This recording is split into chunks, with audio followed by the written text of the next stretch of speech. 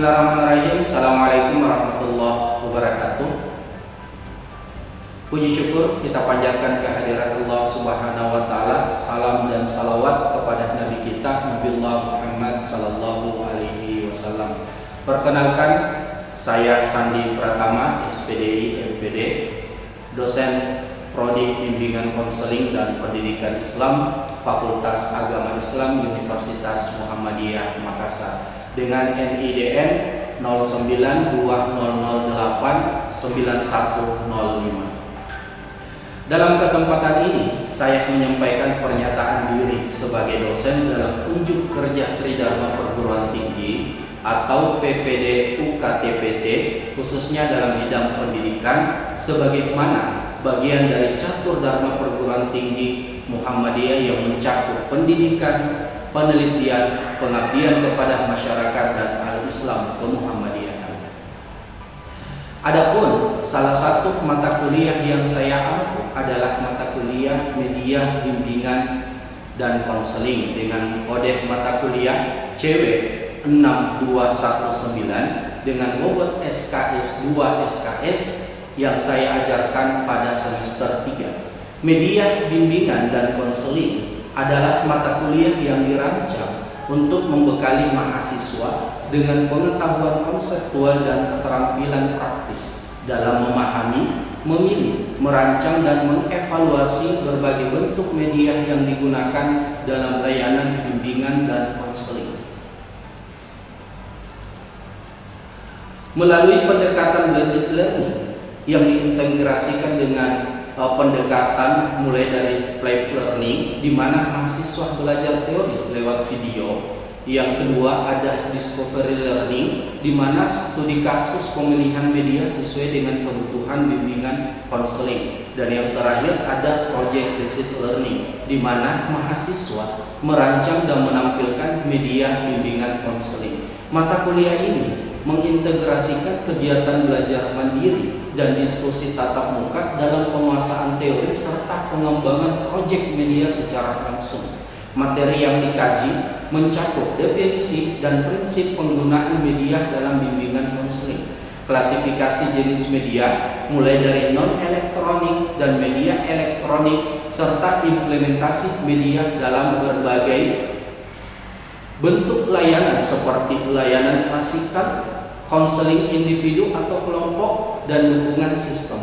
Mahasiswa juga akan dilatih untuk merancang media layanan. Tujuan dari mata kuliah ini adalah untuk membekali mahasiswa dengan pengetahuan konseptual dan keterampilan praktis dalam memilih, menggunakan, dan merancang serta mengevaluasi berbagai bentuk media dalam layanan BK, baik itu konvensional maupun berbasis teknologi informasi. Adapun capaian pembelajaran, yang pertama, capaian pembelajaran untuk sikap. Mahasiswa diharapkan memiliki integritas akademik, etos kerja, dan tanggung jawab profesional dalam bidang pendidikan agama Islam dan layanan bimbingan konseling.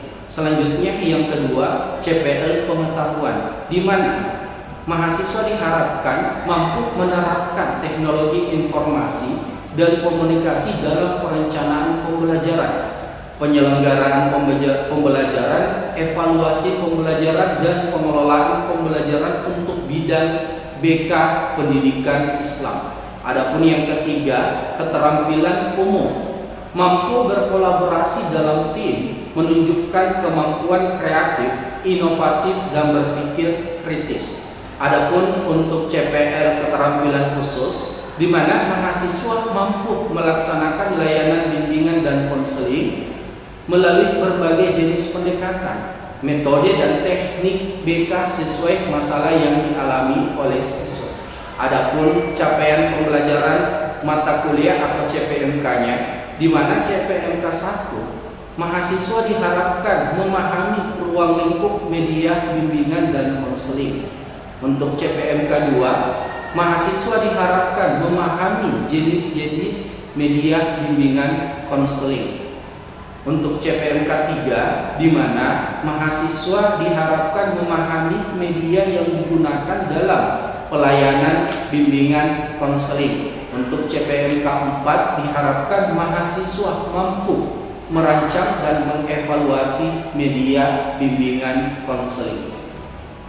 Untuk sub CPMK yang pertama adalah mahasiswa memahami konsep dasar, prinsip, fungsi, dan hakikat penggunaan media. Untuk sub CPMK 2 sampai 6 diharapkan mahasiswa memahami dan mengidentifikasi berbagai jenis media dalam pelaksanaan layanan, baik itu layanan klasikal, konseling, dan dukungan sistem. Dan yang terakhir untuk sub CPMK 7 di sini merancang dan mengevaluasi media layanan bimbingan dan konseling.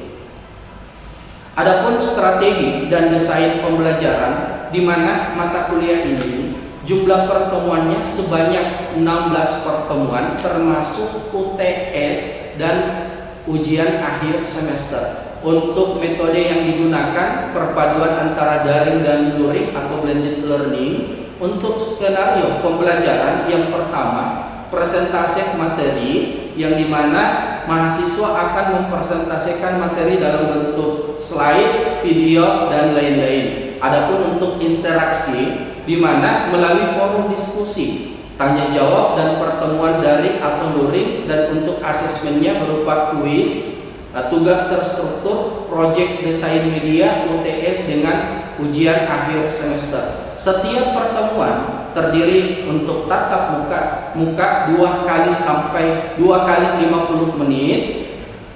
Untuk tugas terstruktur 2 kali 60 menit, belajar mandiri 2 kali 60 menit. Untuk materi yang diajarkan pada mata kuliah ini, yang pertama, gambaran rancangan pembelajaran semester. Yang kedua, definisi media dan kaitannya dengan layanan bimbingan dan konseling. Yang ketiga, membahas terkait dengan prinsip, fungsi, dan hakikat penggunaan media dalam bimbingan dan konseling. Adapun yang keempat, jenis-jenis media, baik itu media non elektronik maupun media elektronik. Dan yang kelima, materi terkait dengan media dalam pelaksanaan net assessment. Dan yang keenam, media dalam layanan klasikal. Yang ketujuh, media dalam dukungan sistem. Dan yang kedelapan, evaluasi media bimbingan dan konseling. Media pembelajaran yang digunakan dalam pelaksanaan perkuliahan ini, saya memanfaatkan berbagai media dan sarana pendukung seperti PowerPoint, atau untuk materi saya input masuk di LMS. Yang kedua, video pembelajaran, di mana digunakan untuk memberikan gambaran kasus atau aplikasi penggunaan media dalam layanan BK. Yang ketiga, slide presentasi yang menjelaskan topik per pertemuan. Untuk platform daring seperti Google Meet, Zoom untuk sesi perkuliahan. Untuk grup WhatsApp untuk komunikasi informal, pengingat tugas, dan tanya jawab ringan untuk mahasiswa.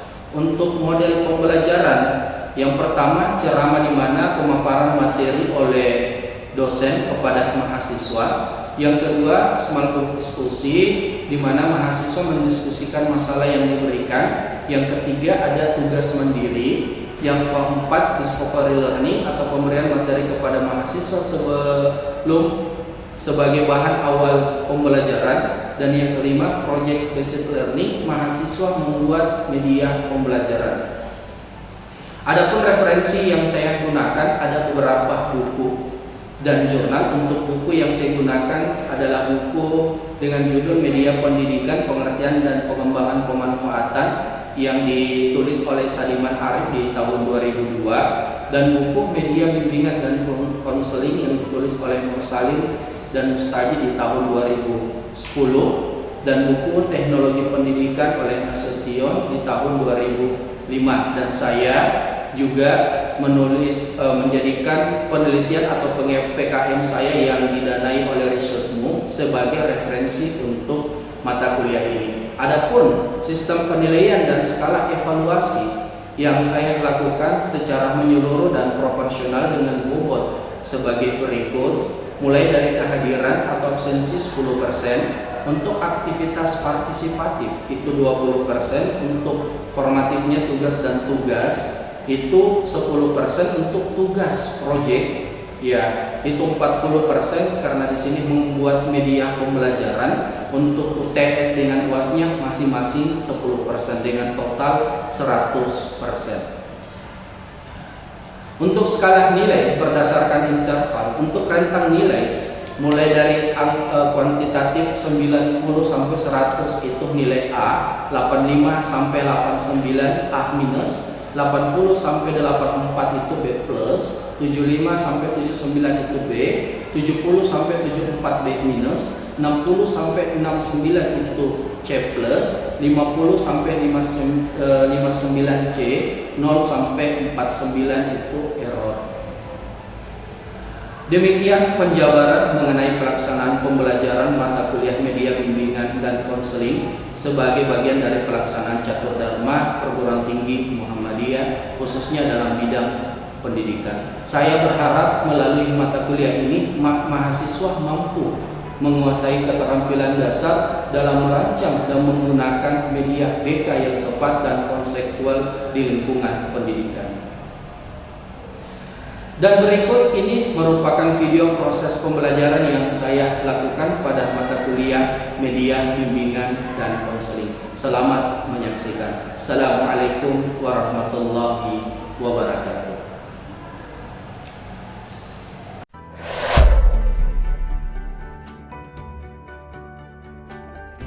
Bismillahirrahmanirrahim. Assalamualaikum warahmatullahi wabarakatuh.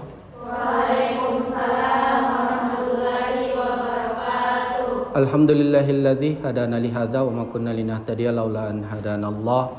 Asyhadu an la ilaha illallah wahdahu la syarikalah wa asyhadu anna Muhammadan abduhu wa rasul. Pertama-tama marilah kita panjatkan puja dan puji syukur kita atas kehadirat Allah Subhanahu wa taala. Salam beriringan salawat kepada Nabi kita Nabiullah Muhammad sallallahu alaihi wasallam. Ananda sekalian yang insyaallah dirahmati oleh Allah Subhanahu wa taala, hari ini adalah pertemuan ketiga kita untuk mata kuliah media pembelajaran. Di pertemuan pertama saya sudah menampilkan RPS yang akan kita insyaallah lakukan selama proses perkuliahan di mata kuliah media pembelajaran ini, yang dimana pekan lalu kita masuk untuk di pertemuan kedua membahas terkait dengan media, apa itu media. Dan hari ini kita akan lanjutkan untuk mata kuliah kita di mata kuliah yang sama, media pembelajaran khusus untuk prodi bimbingan konseling pendidikan Islam atau biasa disebut media BK. Nah, jadi seperti itu. Jadi hari ini seperti yang saya sudah tampilkan di depan kalian, ini kita akan membahas terkait dengan fungsi, ya, prinsip dan hakikat penggunaan media dalam bimbingan dan konseling.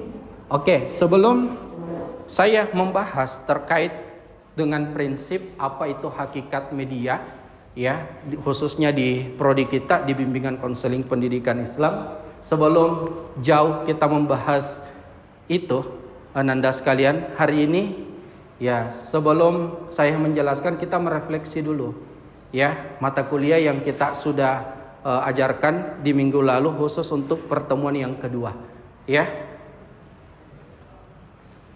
Sekarang ya masih ingat tidak yang kita bahas di pekan lalu terkait apa itu media?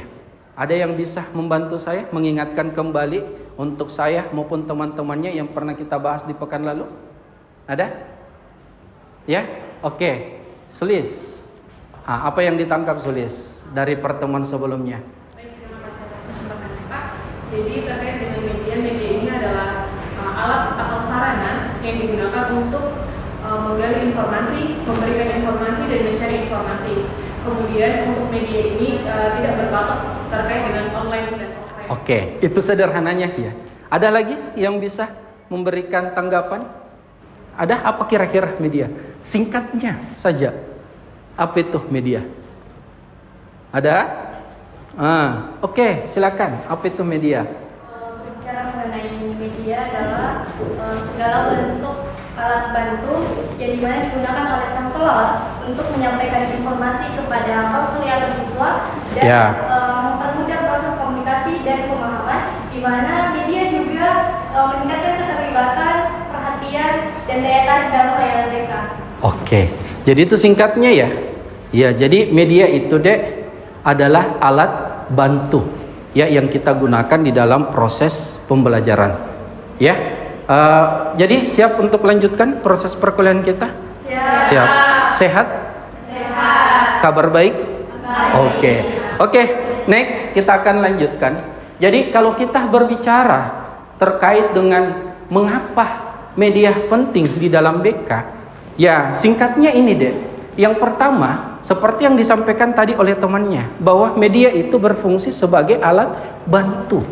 Ya, jadi dia berfungsi sebagai alat bantu yang kita gunakan untuk membantu kita di dalam proses pembelajaran. Terus yang kedua, di sini digunakan untuk mempermudah pemahaman pesan. Ya, digunakan untuk mempermudah. Jadi pesan yang ingin kita sampaikan, ya, informasi yang ingin kita sampaikan dengan adanya media itu mampu mempermudah. Saya biasa sederhanakan kalau misalnya sudah mudah, dengan adanya media itu sangat mudah. Nah, itu yang kedua. Terus yang ketiga, membantu siswa yang memiliki gaya belajar. Kan banyak ya siswa. Apalagi kalau misalnya nanti kalau misalnya kalian turun ke lapangan, apakah misalnya PPL, KKN, ya kalian akan temukan beragam siswa dengan gaya misalnya dia visual, ya dia audio visual, itu dengan menggunakan media itu bisa mempermudah kita melakukan proses pembelajaran. Jadi mempermudah informasi yang kita sampaikan dan seterusnya. Terus yang keempat, di sini membuat layanan BK lebih menarik, interaktif dan bermakna. Ya, mungkin masih ingat di pertemuan pertama, ya, dan kedua ketika saya mengatakan salah satu tantangannya kita di prodi bimbingan konseling itu selain menjadi seorang guru BK, kita juga akan dituntut untuk menjadi seorang konselor yang akan memberikan sebuah pelayanan. Jadi bukan hanya memberikan informasi berupa pengetahuan, berupa ilmu kepada peserta didik kita, tetapi kita juga dituntut memberikan sebuah layanan. Ya, layanan. Jadi itu dengan adanya media itu bisa membantu. Salah satunya juga ini ya, kita misalnya melayani konseling kita, di mana ketika dia diperhadapkan misalnya apakah masalahnya dan sebagainya, kita menggunakan media itu supaya apa? Tujuannya ini menarik, interaktif dan bermakna. Itu. Selanjutnya, ya, prinsip penggunaan media BK. Yang pertama di sini saya namakan di sini prinsip relevansi. Media harus sesuai dengan tujuan, materi dan kebutuhan sosial. Ada yang bisa memahami apa maksudnya ini, Dek? Oke. Silakan. Coba di-up suaranya. Ya. Yang harus sesuai dengan tujuan, materi dan kebutuhan konseling. Jadi semisal pada saat di dalam kelas ternyata siswanya kurang motivasi belajar. Oke, satu kurangnya siswa motivasi belajar, apa lagi? Kemudian banyak siswa juga itu Pak, kadang dia bosan dengan metode belajarnya. Jadi bagaimana caranya si guru atau konselor ini membuatkan media terkait dengan bagaimana cara meningkatkan motivasi belajarnya dan bagaimana agar siswa tersebut kembali interaktif dalam kelas. Ya, oke. Jadi itu untuk prinsip penggunaan media ya. Selanjutnya fungsi media dalam bimbingan konseling. Yang pertama di sini, Nanda sekalian, ada namanya fungsi informatif. Jadi fungsi informatif ini memberikan informasi. Ya, jadi informasi di sini kayak misalnya ya kayak poster itu kan memberikan informasi dan itu bisa kita gunakan sebagai media. Terus yang kedua ada namanya fungsi motivasional. Itu memberikan di sini motivasi, menumbuhkan semangat dan kesadaran diri. Terus yang ketiga ada namanya fungsi diagnostik dan yang terakhir ada namanya fungsi komunikatif. Ya. Terus hakikat media dalam bimbingan konseling. Ya, satu yang perlu untuk saya tekankan, Ya, di bimbingan konseling di sini, adik-adik sekalian, media itu bukan hanya sekedar alat bantu, tapi bagian dari strategi layanan. Itu. Jadi bukan hanya sekedar alat bantu ya, tapi strategi yang kita gunakan dalam pemberian sebuah layanan. Terus yang kedua, ada namanya media BK itu berfungsi satu, meningkatkan efektivitas, mengatasi keterbatasan dan memfasilitasi komunikasi. Dan yang ketiga di sini, media dalam jembatan antara teori dan praktik. Ya, jadi kalau misalnya kita ingin menyampaikan informasi dengan adanya teori itu, ya teori atau misalnya informasi yang kita mau sampaikan, ya siswa dilibatkan di situ itu untuk membuat, berarti pada saat itu kita terapkan yang namanya bentuk praktek. Nah, jadi seperti itu. Terus manfaat penggunaan media. Jadi karena waktu, jadi saya mempersingkat saja. Yang pertama di sini memperjelas penyajian. Yang kedua mengatasi keterbatasan. Dan yang ketiga meningkatkan minat. Ya, jadi di sini Ananda sekalian, ketika kita menggunakan media ini sangat bermanfaat sekali. Ya, karena informasi atau kebutuhan-kebutuhan yang ingin kita sampaikan itu sangat bisa cepat tersampaikan kepada peserta didiknya kita. Nah, jadi itu. Dan yang terakhir di sini ya terkait dengan jenis media. Ya, inilah jenis media yang sering banyak digunakan oleh ya guru atau dosen. Ya, yang bisa dia sampaikan kepada siswa. Yang pertama itu terkait dengan media audiovisual, media digital maupun media cetak. Nanti di akhir ya, saya akan mempraktikkan satu media yang bisa kita gunakan. Ya, baik itu dan ini aplikasi juga, ini aplikasi yang bisa kita gunakan baik itu misalnya kita mau menyajikan sebuah materi atau di akhir misalnya kita mau mengevaluasi. Itu bisa kita lakukan ini. Ya. Jadi sebelum saya tutup ya masuk di Google. Setelah masuk di Google silakan ketik ya Nearpod Student. Nanti tampilannya dia akan seperti ini. Kalau sudah ya. Sudah sampai di sini? Oke. Selanjutnya silakan masukkan kode ini. UK ini U huruf besar ya, UK 5ML. Nanti akan ada avatar di situ deh. Silahkan diketik namanya ya.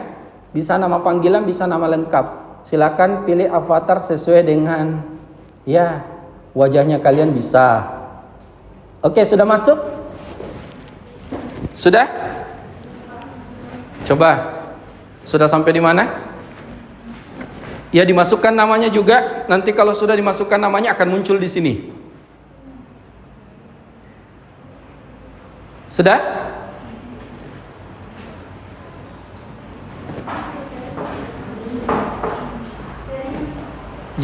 Ini ya UK 5ML. Silakan dimasukkan. Ada yang sudah berhasil join?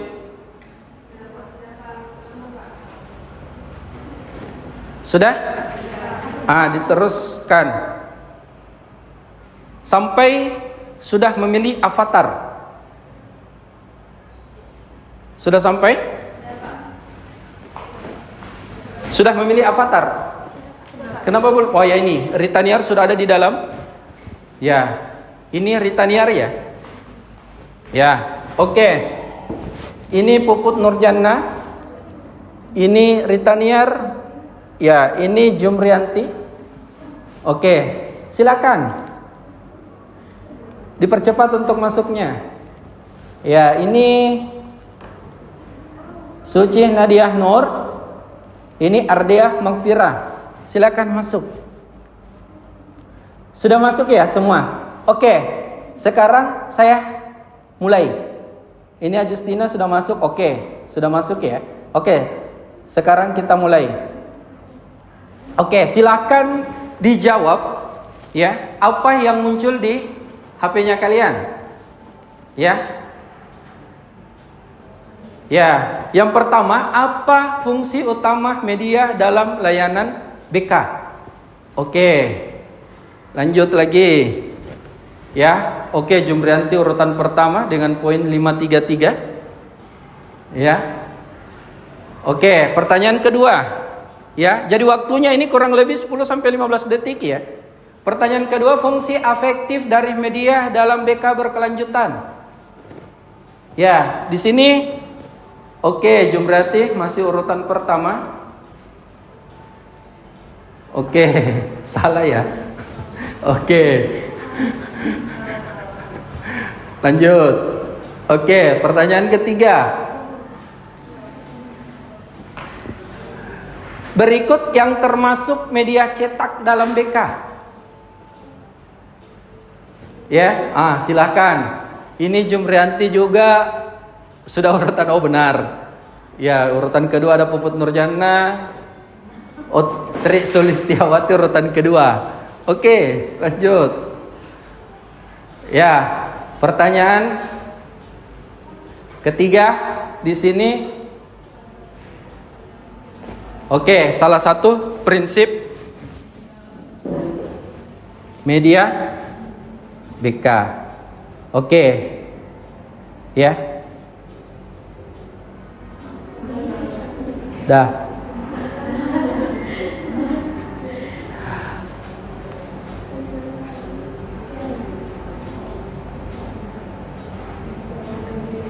Oke, yang kelima.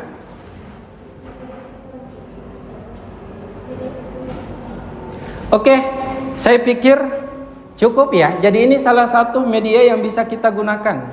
Ya, Ananda sekalian, untuk kita gunakan nanti di akhir itu akan ada tampilannya itu siapa yang menjadi pemenang. Ya, jadi seperti itu. Dan ini sangat bisa digunakan untuk mengevaluasi siswa kita di akhir nanti. Jadi selain kita bisa mengevaluasi, ada juga unsur games di dalamnya. Jadi seperti itu ya. Saya pikir cukup untuk pertemuan kita hari ini. Sebelum mungkin saya akhiri pertemuan kita, silakan didengarkan namanya dulu. Sulistiawati. Oke. Ritaniar. Oke. Yesi. Oke. Ada yang tidak hadir temannya? Tidak ada. Ya, hadir semua. Oke, saya pikir seperti itu adik-adik sekalian. Jadi sekali lagi media ini ya perlu untuk kita pelajari baik-baik karena ini akan sangat berguna sekali ya di dalam proses yang akan kita lakukan nantinya, baik menjadi seorang konselor maupun menjadi seorang guru, karena akan ada ya interaktif atau hal-hal yang menyenangkan di dalamnya. Jadi silakan ya di pertemuan keempat ya ke depannya. Ya ini kan baru pertemuan ketiga ya, berarti kurang lebih masih ada 13 pertemuan, itu bisa dimanfaatkan. Nanti juga di akhir juga itu kita akan praktik penggunaan media pembelajaran. Ya saya pikir cukup untuk pertemuan kita hari ini. Insya Allah kita akan ketemu minggu depan. Jadi apa yang kita praktekkan hari ini, apa yang kalian lihat hari ini juga Ananda sekalian, itu bisa nantinya kalian juga ya belajar-belajar, baik itu menggunakan misalnya di YouTube dan sebagainya untuk bisa melihat media-media yang bisa kita gunakan. Saya pikir itu. Billahi fi sabilil haq fastabiqul khairat. Assalamualaikum warahmatullahi wabarakatuh.